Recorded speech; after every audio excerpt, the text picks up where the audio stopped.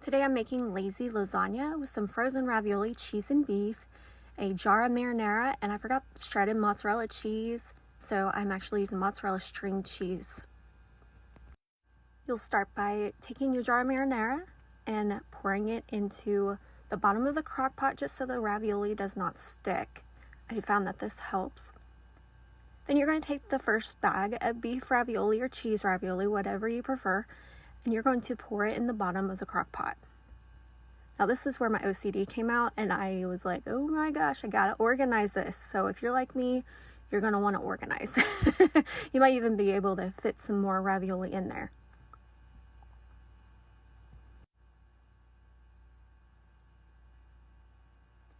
Then you're going to take that jar of marinara and you're going to pour it on top of that ravioli.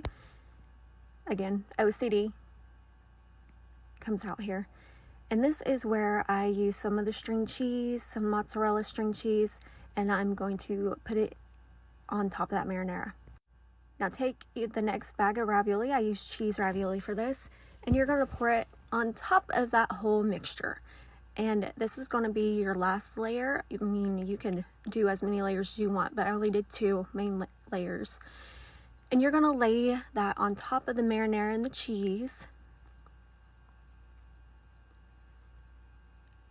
And make it look really pretty, and you're adding in some extra just to fill in the little gaps that you may have.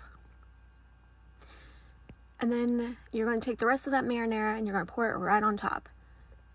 Now, I was raised that if there was something in the jar that was left that you can get out, you would go to the sink, pour some water into it, shake it up, and you would have that little bit that you could pour back onto whatever you were cooking. So that is what I'm doing right here. Okay, now you turn the crock pot to low, you put the lid on, and you'll cook it for about 4 hours. And enjoy.